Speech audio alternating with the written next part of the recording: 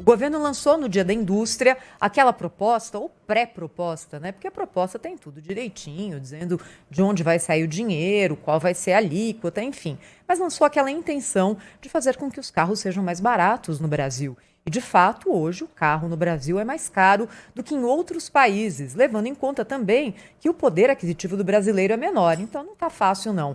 A questão é, o que vai ser feito? Há a possibilidade de que o anúncio saia hoje e o que se cogita agora é porque o governo não pode abrir mão de receita. Se ele vai abrir mão de algum tipo de receita sobre a fabricação e a venda de veículos, ele vai ter que indicar de onde vai sair esse dinheiro. E parece que essa conta já foi achada a forma de fazê-la fechar. A questão é, será que está certo ou não? Fernando Schiller, cientista político, colunista aqui do Grupo Bandeirantes de Comunicação, ao vivo conosco, para contar tudo para quem está com a gente aqui no Jornal Gente, né, Schiller? Da onde é que vai sair esse dinheiro, Schiller? Bom dia. Tudo bem, Thaís? Tudo bem, Pedro, Cláudio, nossos telespectadores aqui. Olha, eu imagino a situação do ministro Haddad na outra semana, quando foi anunciado aquele programa, de improviso, né? Eu achei curioso que fizeram um evento grande, Dia da Indústria, em Brasília.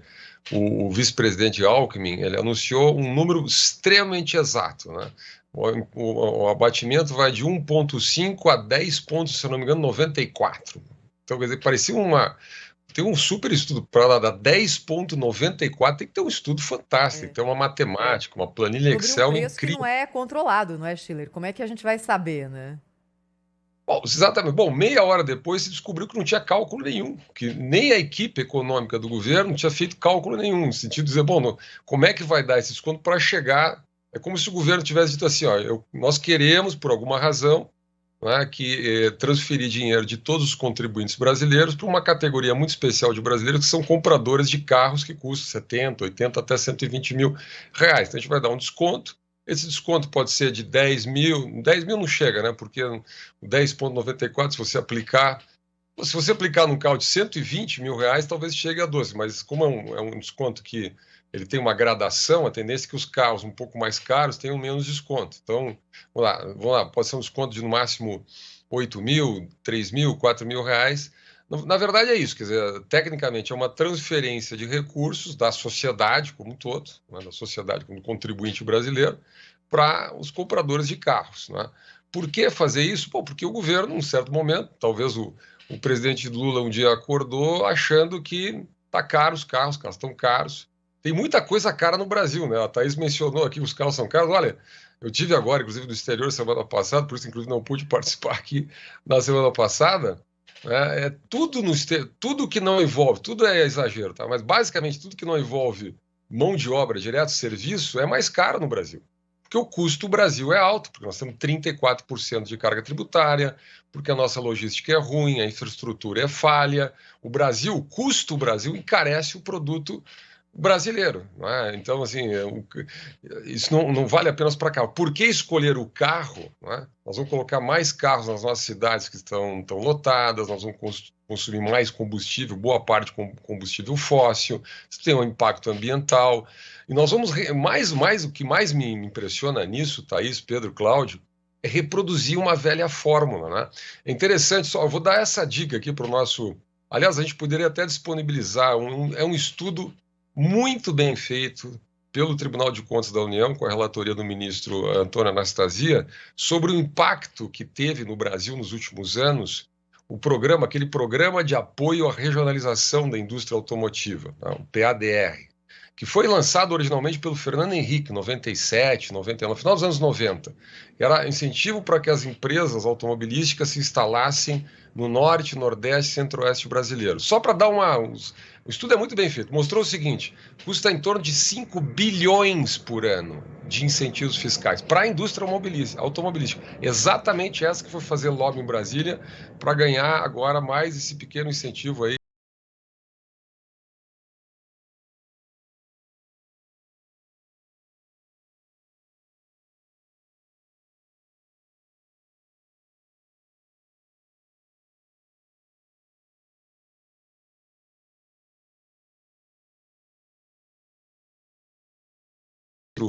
Anastasia, do Tribunal de Contas da União. Não gerou os aglomerados industriais que era para ser gerados, não tem nenhuma diferença entre as regiões em termos de desenvolvimento humano que receberam os incentivos e as que não receberam. Tá? E tem alguns dados incríveis. Por exemplo, uma montadora lá em Goiás que recebe R$ 34 mil de incentivo por mês, 34.400 para ser exato, por emprego gerado mês. Por emprego. Está lá no relatório do Tribunal de Contas da União. Imagina o seguinte, o contribuinte brasileiro paga R$ 34 mil por mês para cada emprego gerado lá. Custa mais caro o incentivo fiscal do que o emprego, obviamente, porque o salário médio não é R$ 34 mil. Né? E o relatório é muito claro. Por quê? Porque foi feito sem estudo prévio, porque ele é renovado ano a ano, está renovado até final de 2025, sem estudo de impacto. Então, são programas feitos de maneira amadorística, a partir do impulso político, do lobby da própria indústria, não se mede resultados ao longo do tempo, não tem uma visão a Constituição tem um princípio da economicidade, ou seja, para você ter um programa, você tem que analisar o impacto econômico, para renovar um incentivo, você tem que... Nada disso é feito. Nós estamos repetindo exatamente a mesma história, um programa sem estudo prévio, feito na base do improviso, tenta achar de alguma maneira, como a lei de responsabilidade fiscal obriga a compensação, então o ministro manda a equipe buscar de qualquer jeito uma compensação, então talvez antecipe aí a reoneração do diesel. É isso, basicamente é a situação que a gente está.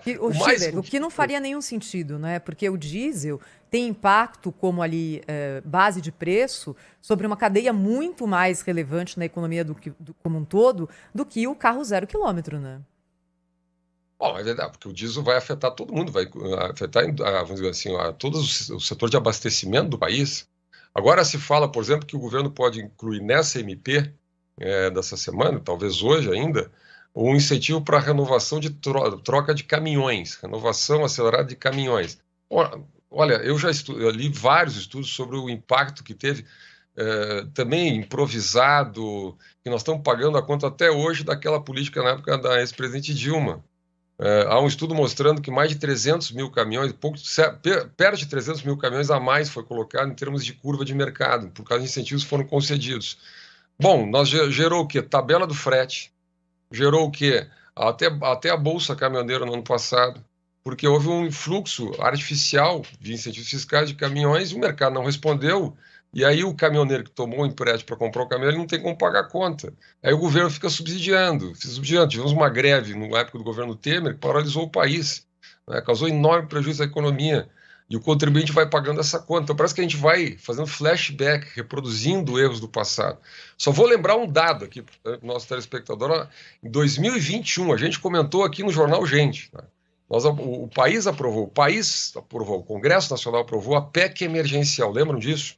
E na PEC emergencial tinha um dispositivo, aliás, tem um dispositivo, é Constituição, está na Constituição, para reduzir até 2029 em até 2%, olha, 2% do PIB os incentivos fiscais, que são 450 bilhões hoje no Brasil, 4,5% do PIB. Porque havia um consenso no Brasil, ou quase consenso, ou se imaginava que teria um consenso, de que o país tem muito incentivo fiscal, mais de 4% do PIB. Então era para reduzir isso. Tem que ter um plano aprovado pelo Congresso para redução gradativa. Cadê o plano? O plano até foi desenhado, está parado em alguma gaveta do Congresso, não anda, o governo aumenta os incentivos. Chile, esse tipo de iniciativa, né, que o presidente Lula já teve em governos, seus governos anteriores, né, de colher de chá, de tentar de alguma maneira facilitar a vida da indústria automobilística, etc., só demonstra que o presidente Lula saiu do ABC, mas o ABC não saiu dele, né? E a gente conhece essa relação aí, que é até um tanto quanto estranha, de proximidade excessiva do presidente com os capitães da indústria automobilística no Brasil. É preciso lembrar que o mundo está globalizado, né? Que as concessionárias de carros importados, por exemplo, inclusive populares, entre aspas, né? empregam mais pessoas do que a indústria automobilística brasileira. Não vai ser dessa maneira, forçando a barra ali, forçando a mão, que fará com que as pessoas optarão pelos carros nacionais, que em alguns casos continuam as mesmas carroças de sempre.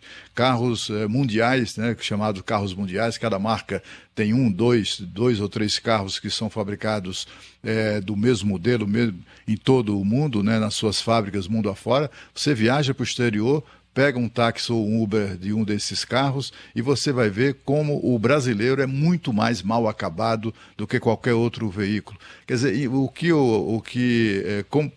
para enfrentar essa situação, o governo tem que estimular a melhoria da qualidade, né, da qualidade do produto nacional. É assim que se conquista mercado. E há outros fatores que afastam as pessoas do carro, né? Até esses dias a gente discutiu aqui, o professor José Pastore, que é nosso ouvinte e telespectador, mandou uma mensagem dizendo o seguinte: olha, hoje em dia já não é verdade, já não se pode dizer que o sonho de todo jovem é ter um carro. Não é mais. Isso tem outras prioridades, né? Enfim, o fato é que vai custar caro demais ao país, né? Tanta renúncia fiscal para quê mesmo? Né? Para carros populares que não são populares, carro de 70, 80, 90 mil reais, isso é carro para pobre? Pobre está numa situação muito mais difícil e que não permite esse tipo de coisa, não é, Sheila? Não, para o brasileiro em condição de comprar um carro que custa lá 80, 90, 70, 100 mil reais, até 120 mil reais, está longe de ser a média salarial, a média de trabalhador brasileiro, que é um salário, renda média 2 mil e alguma coisa. Quer dizer, então, isso é um segmento considerado classe média alta para o padrão brasileiro. Né? Então, quer dizer, não atinge esse ponto. O que impressiona nesse... Eu fico imaginando de novo aqui, para brincar um pouquinho, descontrair um pouquinho, a situação do ministro Haddad, né? Porque todo dia ele chega na equipe econômica dele lá no Ministério e diz assim: olha, nós estamos com um déficit de 136 bilhões, então provamos um novo regime fiscal. A gente assumiu um compromisso de zerar o déficit até o ano que vem. Olha o problema. A gente tem 136 bi de déficit projetado para esse ano. Vamos assumir o compromisso com o Congresso Nacional de zerar isso até o ano que vem. Temos que buscar fontes tributárias, temos que buscar arrecadação tributária. Agora, uma certa manhã, diz assim: olha, pessoal, só o seguinte, nós temos que arrumar um incentivo fiscal aí de 2 bilhões, 1 bilhão para caminhoneiros e para carro popular. Eu imagino que a equipe diz assim: não estou entendendo, será que o ministro teve algum problema? Ele disse: não, quem pediu é o Lula, vocês conhecem o Lula ali no Palácio do Planalto, é o chefe, então ele quer dar incentivo fiscal. Então o problema de vocês aumentou, agora não é 136, é 138, 139, vocês vão ter que buscar em algum lugar, né? É isso, quer dizer, o Brasil está com um problema, de novo, continua um mistério, né? De onde é que o governo vai tirar 130 bi para fazer o equilíbrio das contas públicas, que no fundo está prometido, né? Está prometido no regime fiscal que está sendo aprovado, né? Quanto aos automóveis, também, isso explica a correção que o ministro Haddad fez do anúncio original do Palácio Planalto, né? A indústria automotiva falou em um ano, o ministro disse: não é um ano, é 4 meses. Né? Vai custar até 8 bilhões, saiu estudos de consultorias, etc. Disse: não é 8 bi, é no máximo 2, mas também esse número 2 também foi meio chutado na hora pelo próprio ministro, porque não tinha os estudos que amparavam. Me impressiona muito isso, quer dizer, que o governo tem técnicos excelentes, então não custava, quando anunciar o programa, dizer: olha, os abatimentos serão feitos nesses impostos, o custo do programa vai ser tanto, as compensações vão ser tanto.